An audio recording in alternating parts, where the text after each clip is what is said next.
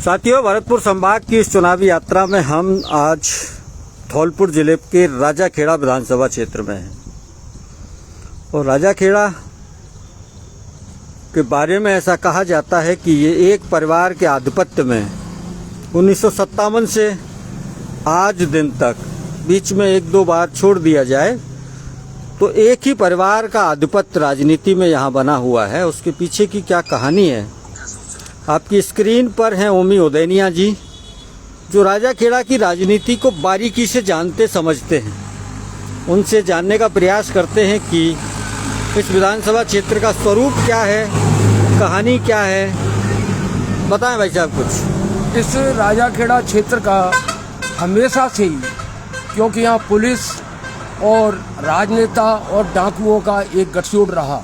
अच्छा। उस गठजोड़ के कारण से यहाँ जो भी पूर्व से चुनाव लड़े कुछ लोग और वो बर्बाद होके यहाँ से महाराज सिंह लोधी जिसमें एक व्यक्ति थे, वो सोशलिस्ट पार्टी से यहाँ 3-4 चुनाव लड़े, लेकिन इस गठजोड़ के सामने वो लोग नहीं टिके, फेल हो गए। राजाखेड़ा क्षेत्र का एक दुर्भाग्य रहा कि इस क्षेत्र से बाहरी आदमी ही यहाँ टिकट मांगते आ रहे हैं। पैरासूट लोग आते हैं और वोट लेने के बाद इस धरती पर वापस कभी लौटते नहीं। 3 साल 2.5 साल जब निकल जाता है फिर वो जाति के बल पर, धन के बल पर, राजनेताओं के बर्दस्त के बल पर वो यहाँ चुनावी मैदान में होते हैं। ये कारण ऐसा है कि ये जो कांग्रेस की एक परिवार का जो सल्तनत है वो इस कारण से टिकी हुई है।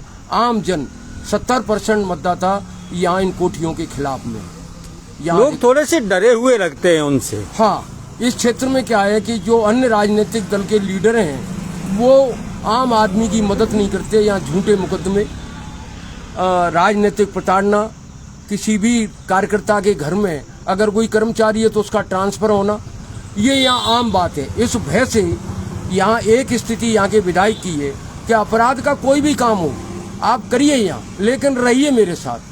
अच्छा, गुंडागिर्दी छूट है, पूरी छूट है यहाँ। एक लेकिन हमारे साथ बने रहिए। हाँ, हमारे साथ रहिए।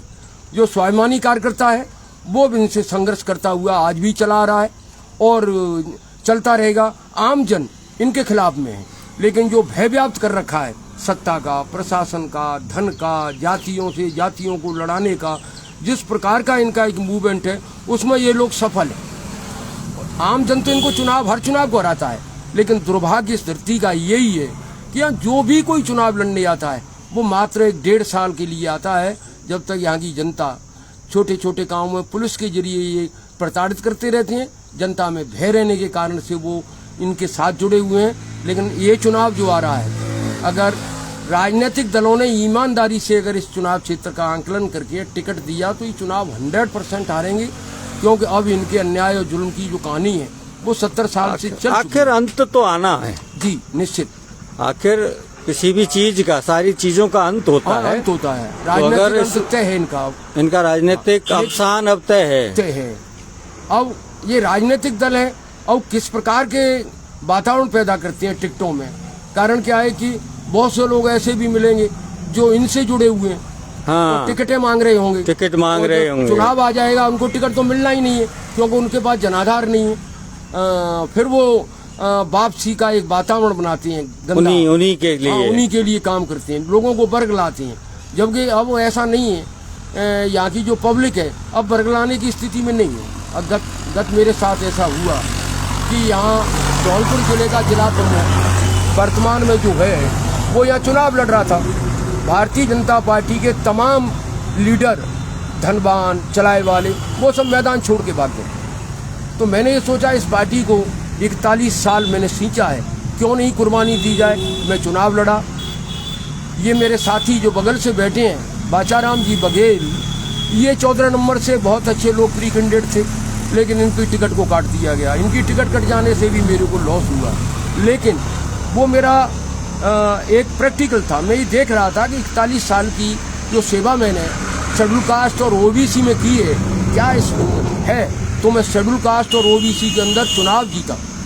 लेकिन जो सवर्ण जातियाँ थीं, जो धन बल से, पैसे से, रेत का टेंडर दे दिया का रेत चलाओ, इस तरीके की जो विधायक की ओछी हरकत थी, सत्ता उनके हाथ थी मुझे मात्र चंद वोटों से हरा पाए, जबकि मैं धनवान नहीं था। मैं तो एक फकीर आदमी हूँ जिसने अपने जीवन में कभी भ्रष्टाचार नहीं किया 41 साल के राजनीतिक जीवन में। तो ये लेकिन अब बदलाव की ओर है, बशर्ते ये नेतागण इस पर जरूर, जो भी लीडर हैं उनको सीरियस रूप से देखना पड़ेगा। 228 पोलिंग स्टेशन है। मैं कह रहा हूँ चुनाव का टिकट मांगने का आज वक्त नहीं है। टिकट मांगने का समय तो जब आएगा, जो चुनाव कमेटी बनेगी, अन्य व्यवस्थाएं बनेंगी। 228 पोलिंगों पर ये जो लोग टिकट मांग रहे हैं, मुझे तो हंसी छूटती है। तो 228 पोलिंगों पर ये उन गांवों में नहीं जा सकते जहां इस विधानसभा क्षेत्र का मतदाता है। हम राजपूत, पंडित, कुशवा, फलाना इस तरीके की राजनीति में फंसे हुए हैं। यहाँ 36 कौम की जब तक ऐसे कैंडिडेटों को यहाँ चुनाव नहीं लड़ाया जाएगा जो 36 कौम का वोट उठाए, शेड्यूल कास्ट, ओबीसी, सवर्ण, जब तक ये नहीं होगा तब तक ये कोठियाँ नहीं आ रही। लेकिन कोठी, जैसे हमने एक आंदोलन चलाया था, मैंने 8 साल अन्न ग्रहण नहीं किया, लिफ्ट इरीगेशन के लिए तय कर लिया कि नहीं, जब तक हम अन्न ग्रहण नहीं करेंगे। भारतीय जनता पार्टी की सरकार, श्रीमती वसुंधरा राजे मुख्यमंत्री थी, हमने उनके खिलाफ भी संघर्ष किया, क्योंकि हमारा किसी राजनीतिक दल से नहीं था। ये मेरे मित्र उस आंदोलन में मेरे साथ थे। तो हमने एक ऐसा किसानों का एक समूह बनाया, गैर राष्ट्रीय करके 8 साल तक, 10 साल तक ये उस संघर्ष को हमने किया। पुष्पेंद्र पोसवाल जी हैं, वो कह रहे हैं कि राजाखेड़ा में अब रोहित बोहरा जी विकास कर रहे हैं। सही है ये बात? है, गलत बात है। रोहित बोहरा का, हाँ, उन्होंने ठेकेदारों को जरूर धनवान बना दिया है। अच्छा, ये हो सकता है। हाँ, अपने लोगों को टेंडर दे रखे हैं, हाँ, उनका उत्थान जरूर हो रहा है जो ठेकेदार हैं। आम जन को क्वालिटी 40% है। वो कहीं विकास का क्या रास्ता है? 6 महीने बाद वो उकस जाएंगे। प्रद्युम्न सिंह जी को बाबूजी कहते हैं लोग, जी जी, कप्तान साहब जी, और रोहित बोहरा, इन दोनों की राजनीति में कितना अंतर? हाँ, इतना एक अंतर महसूस करता हूँ कि प्रद्युम्न सिंह हमारे, तो हम कभी उनके साथ नहीं रहे, तो हमको, लेकिन पॉलिटिकल दिमाग हमारा जरूर है कि वो व्यक्ति बदला तो लेता था, अंदर से लेता था। लेकिन इसने तो ये कर रखा है कि कोई भी व्यक्ति अगर विरोध करेगा तो थाने के जरिए, तहसील के जरिए, रिश्तेदारों के जरिए तमाम ऐसी व्यवस्थाओं को झूठे मुकदमे लगाना, ये वो कम से कम संयम की कभी कभी बात कर लेते थे। ये संयम नहीं करते, संयम नहीं है इनका तो यही है, यही है कि मेरे साथ रहिए आप और जो भी कुछ करें उसको करते रहिए, चाहे गलत काम हो चाहे अच्छा काम हो। ये ऐसे इनका सोच। भ्रष्टाचार में कैसा रुख है इनका? भ्रष्टाचार पे तो अगर आप या देखें, भ्रष्टाचार पे इनकी कोई रोक नहीं है। इनका तो अधिकारियों से केवल एक ही कहना है कि हमारे टेलीफोन को करिए, चाहे जनता से पैसा लूटिए। कोई विभाग ऐसा नहीं जहाँ बिना पैसे काम नहीं हो रहा। अगर ऐसी स्थिति है कि मान लो आपकी चलाई में आपके फोन से काम हो रहा है तो पैसा नहीं लेना चाहिए अधिकारियों को। इनका फोन आता है तो ज्यादा पैसे अधिकारी लेते हैं, तो वो लौट के पहुंचते होंगे। हाँ, लौट के उनके पास पहुंचते हैं। दौलत राम सैनी जी आपको नमस्कार कर रहे हैं। नमस्कार। ले नमस्कार साहब। और कोई विशेष बात जो आप बताना चाहें? स्पेशल बात तो यही है कि यहाँ का जो असली विकास का रास्ता था, तो यहाँ लिफ्ट इरीगेशन थी, जिसको इन्होंने मंद गति में ले गए, कोई बजट नहीं दिया। ये काली तीर को जो ला रहे हैं, ये काली तीर की आप जांच कर लें, डीएफओ ने घड़ियाल से भी परमिशन नहीं मिली। कैसी ये घोषणा है?